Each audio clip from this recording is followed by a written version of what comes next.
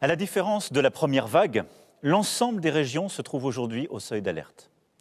Dans de nombreux endroits, pour prendre en charge les patients Covid-19, nous avons commencé à déprogrammer des opérations du cœur ou du cancer, parfois les mêmes qui avaient dû être décalées au printemps.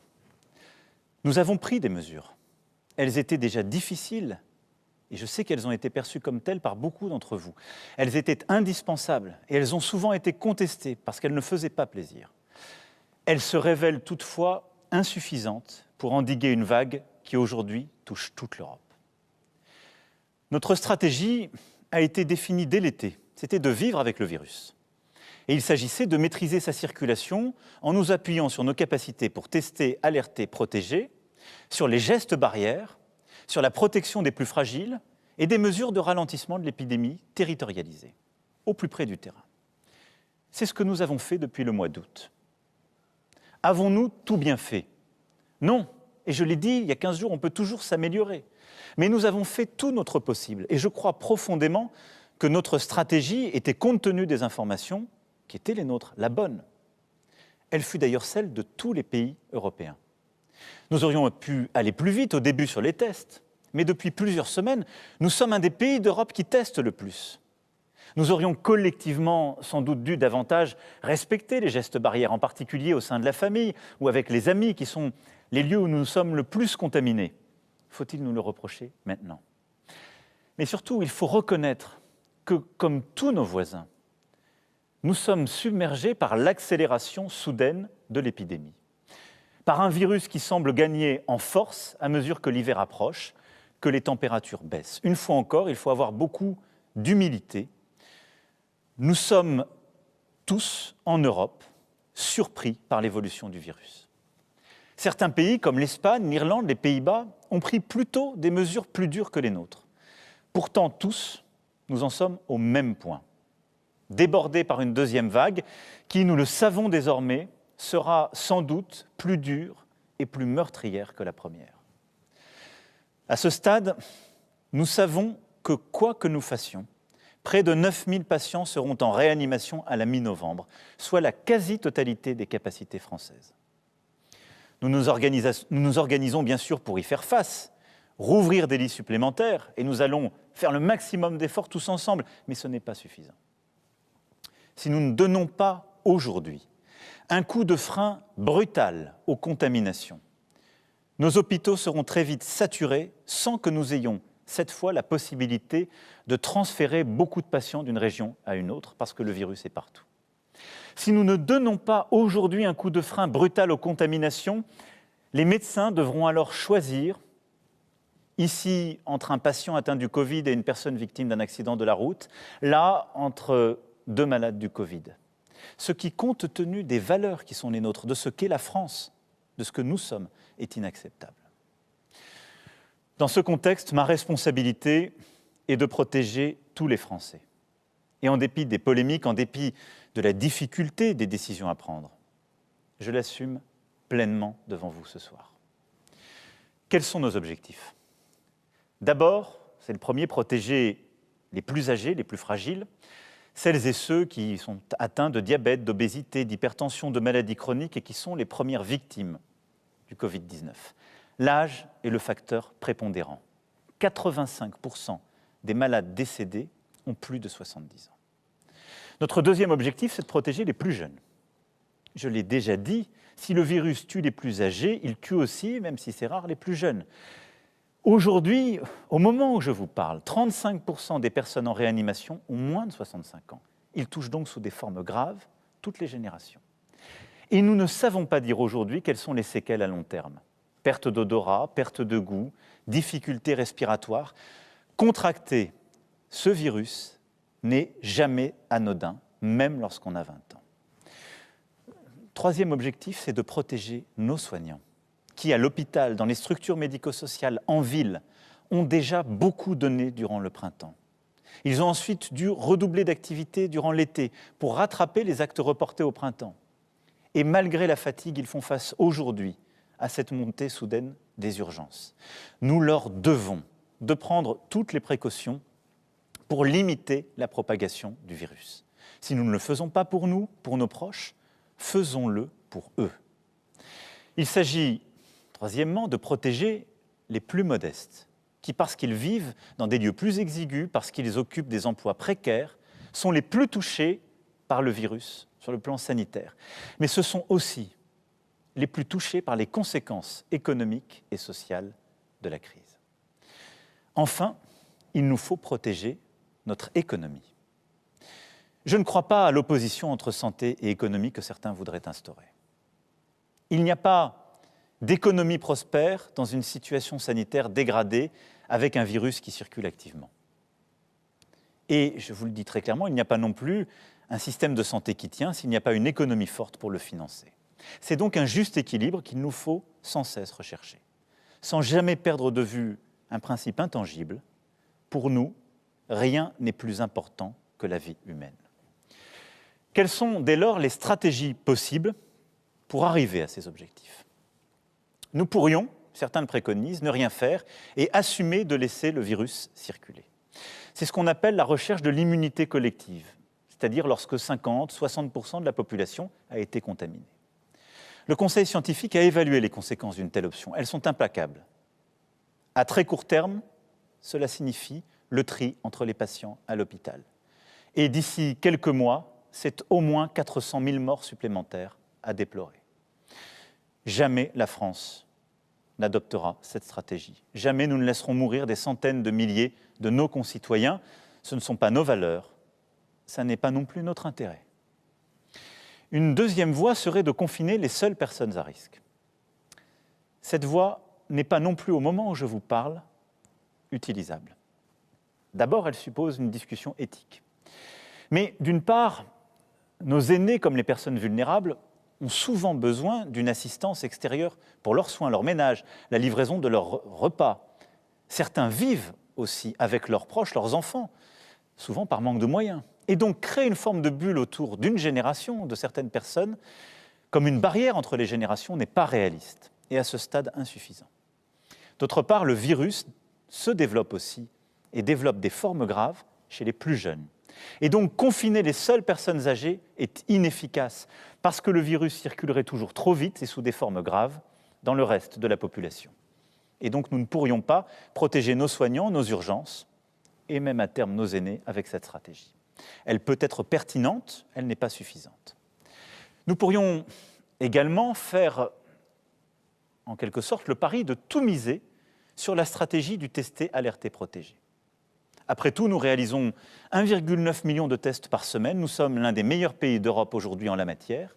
Et grâce au travail remarquable de l'assurance maladie, des agences régionales de santé, 100 000 appels sont passés chaque jour pour identifier les cas contacts et briser les chaînes de contamination.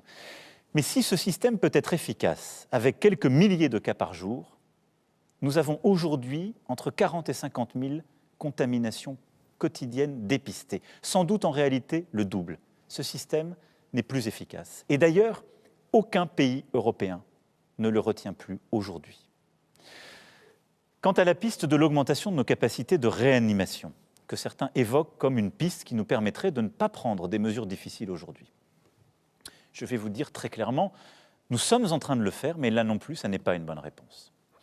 Nous avons les stocks de médicaments, les respirateurs, les masques, les blouses, les gants, tout le matériel nécessaire, parce que nous avons appris de nos insuffisances, de nos manques durant la première phase.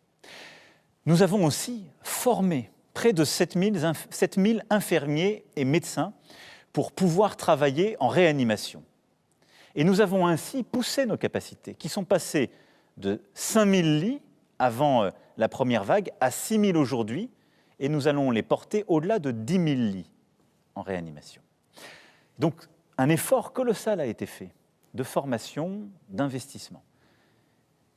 Mais il n'est pas suffisant face à cette vague. Quelle est donc aujourd'hui la bonne stratégie à retenir? Il faut aller plus loin. Après avoir consulté les scientifiques, dialogué avec les forces politiques, économiques et sociales, après avoir échangé aussi avec tous nos partenaires européens et pesé le pour et le contre, j'ai décidé qu'il fallait retrouver, à partir de vendredi, le confinement qui a stoppé le virus. Tout le territoire national est concerné, avec des adaptations pour les seuls départements et territoires d'outre-mer. Mais parce que nous avons appris des événements du printemps, ce confinement sera adapté sur 3 points principaux. Les écoles resteront ouvertes, le travail pourra continuer, les EHPAD et les maisons de retraite pourront être visitées. Quelles seront les règles de cette nouvelle étape? Et le gouvernement, demain, les détaillera lors d'une conférence de presse. Il y a d'abord ce qui ne changera pas par rapport à ce que nous avons vécu au printemps. Comme au printemps, vous pourrez sortir de chez vous uniquement pour travailler, vous rendre à un rendez-vous médical, pour porter assistance à un proche, pour faire vos courses essentielles ou prendre l'air à proximité de votre domicile. C'est donc le retour de l'attestation. Comme au printemps, les réunions privées en dehors du strict noyau familial seront donc exclues. Les rassemblements publics seront interdits et vous ne pourrez pas vous déplacer d'une région à l'autre, à l'exception des retours de vacances de la Toussaint. Et donc, il y aura une tolérance durant ce week-end de retour pour que chacune et chacun puisse revenir de son lieu de vacances, pour que les familles puissent s'organiser. Les commerces qui ont été définis au printemps comme non essentiels, les établissements recevant du public, notamment les bars et restaurants, seront fermés. Comme au printemps, le « quoi qu'il en coûte », cette réponse économique parmi les plus protectrices du monde se poursuivra. Elle sera même plus importante qu'en mars pour nos petites entreprises fermées administrativement, avec la prise en charge jusqu'à 10 000 € par mois de leurs pertes en chiffre d'affaires. Les salariés et les employeurs qui ne peuvent pas travailler continueront quant à eux à bénéficier du chômage partiel. Et nous compléterons par des mesures de trésorerie pour les charges, les loyers des prochaines semaines. Et un plan spécial sera fait pour les indépendants, les commerçants, les très petites et moyennes entreprises qui, je le sais, redoutent plus que tout les prochaines semaines. Par rapport à mars-avril, nous avons, je le disais, appris et nous avons progressé. C'est pourquoi certaines règles vont évoluer. D'abord, nos enfants ne sauraient être durablement privés d'instruction, d'éducation, de contact avec le système scolaire. Trop de conséquences, trop de dégâts, en particulier pour les plus modestes. Les crèches, les écoles, les collèges et les lycées demeureront donc ouverts avec des protocoles sanitaires renforcés. Les facultés et établissements d'enseignement supérieur assureront à l'inverse des cours en ligne. Partout où c'est possible, le télétravail sera à nouveau généralisé. Mais, et c'est une seconde différence par rapport au printemps, l'activité continuera avec plus d'intensité. Ce qui veut dire que les guichets des services publics resteront ouverts, les usines, les exploitations agricoles, les bâtiments et travaux publics continueront de fonctionner, l'économie ne doit ni s'arrêter ni s'effondrer. Je vous invite donc, dans la mesure des possibilités de chacun, à participer de cet effort en travaillant, en soutenant les entreprises aussi qui, proches de chez vous, ont innové à travers des commandes à distance, la vente à emporter ou la livraison à domicile. Le gouvernement, d'ailleurs, accompagnera les très petites et petites entreprises comme les moyennes entreprises, les artisans aussi, qui entreprendront des démarches de numérisation. Nos frontières intérieures à l'espace européen demeureront ouvertes et, sauf exception, les frontières extérieures resteront fermées. Bien évidemment, les Français de l'étranger resteront libres de regagner le territoire. Dans les ports, les aéroports, pour les déplacements internationaux, des tests rapides obligatoires seront déployés pour toutes les arrivées. Aucun voyageur ne doit pouvoir entrer sur le territoire européen sans qu'on soit certain qu'il n'est pas porteur du virus. Enfin, pour éviter que ne se nouent des drames humains que nous avons vécus au printemps, où des personnes en fin de vie se retrouvent totalement isolées, les visites en maison de retraite et en EHPAD seront cette fois autorisées dans le strict respect des règles sanitaires. Je souhaite aussi que les personnes en situation de handicap puissent bénéficier des souplesses dont elles ont besoin. Quant aux cimetières en cette période marquée par la Toussaint, ils demeureront ouverts et je veux que nous puissions continuer à enterrer dignement nos proches. Ce nouveau confinement ne réussira que par la mobilisation de tous et chacun a son rôle à jouer. Aux personnes à risque, aux plus vulnérables, aux personnes âgées de plus de 70 ans, je demande une vigilance accrue. Moins de réunions avec la famille, avec les amis, même si c'est un crève-cœur. Et le respect de la distanciation physique, y compris au domicile. Le port du masque systématique lorsqu'on se trouve à l'intérieur en présence d'une autre personne. Même un proche, même un enfant ou un petit enfant, c'est très important pour vous. Nous avons aussi besoin du sens des responsabilités de chacun et de l'esprit citoyen de tous. restez au maximum chez vous, respectez les règles. Une fois encore, je vous le dis, la réussite dépend du civisme de chacune et chacun d'entre nous. Comment cette nouvelle étape va se dérouler dans le temps? Chaque heure compte. L'ensemble de ces mesures doivent donc entrer en application au plus vite. Elles le seront dans la nuit de jeudi à vendredi. Et elles seront appliquées à minima jusqu'au 1er décembre. Dès demain, un débat suivi d'un vote se tiendra au Parlement. Dès demain, le gouvernement détaillera toutes ces mesures. Nous devons nous honorer de cette transparence et du fait que des décisions difficiles se fassent dans un cadre démocratique où toutes les oppositions peuvent s'exprimer. Dès demain également, je participerai à un Conseil européen pour coordonner les réponses sanitaires des différents pays de l'Union. Tous les 15 jours, nous ferons le point sur l'évolution de l'épidémie. Nous déciderons, le cas échéant, de mesures complémentaires. Et nous évaluerons alors si nous pouvons alléger certaines contraintes, en particulier sur les commerces. Je sais que beaucoup de commerçants espéraient ne pas fermer. Je sais que pour les commerces de centre-ville, je demande un très gros effort. Tenons-le avec beaucoup de rigueur pendant 15 jours. Si d'ici 15 jours, nous maîtrisons mieux la situation, nous pourrons alors réévaluer les choses et espérer ouvrir certains commerces, en particulier dans cette période si importante avant les fêtes de Noël. Nous verrons si nous pouvons cultiver l'espoir de célébrer en famille ce moment si précieux de Noël et des fêtes de fin d'année. Notre objectif à terme est simple, réduire très fortement les contaminations et passer de 40 000 contaminations par jour à 5 000, ralentir significativement le rythme des entrées à l'hôpital et en réanimation. Et ce n'est qu'alors que nous pourrons pleinement redéployer une stratégie testée, alertée, protégée, renouvelée, complétée. C'est pourquoi, durant ces semaines, nous allons aussi produire des efforts massifs pour mettre en place beaucoup plus de plateformes de tests à travers des innovations et une nouvelle organisation. Nous devons collectivement déployer beaucoup plus massivement l'application Tous Anti-Covid, qui sera un instrument de la sortie de cette phase de confinement. Tests en 30 minutes, meilleur traçage, isolement plus efficace des personnes positives, qui est un sujet sur lequel nous devons continuer à réfléchir. Une fois le pic épidémique passé, tous ces outils doivent nous permettre demain de tenir jusqu'au vaccin, à l'été, nous disent les scientifiques. Mes chers compatriotes, nous avons tous été surpris par l'accélération soudaine de l'épidémie, tous. Si je sais la lassitude et cette impression d'un jour sans fin qui tous nous gagne, nous devons, quoi qu'il arrive, rester unis et solidaires et ne pas céder au poison de la division. Cette période est difficile parce qu'elle éprouve justement notre résilience et notre unité. Mais elle est un révélateur de ce que nous sommes, des femmes et des hommes qui sont liés les uns aux autres. Très peu de générations auront eu comme la nôtre autant de défis ensemble. Cette pandémie historique, les crises internationales, le terrorisme, les divisions de la société et une crise économique et sociale sans précédent liée à la première vague. Mais j'ai confiance en nous, en vous. Confiance en notre capacité à surmonter cette épreuve. Nous devons tenir, chacun à notre place. Dans la transparence, le débat, dans la détermination pour appliquer les règles que nous nous fixons, et en nous serrant les coudes. À nouveau, nous nous relèverons si nous sommes unis, et nous serons unis.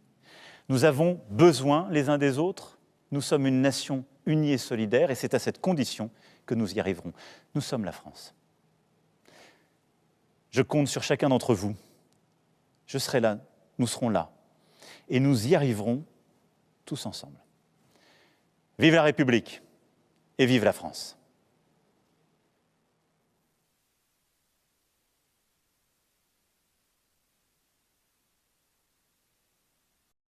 This fucking shit.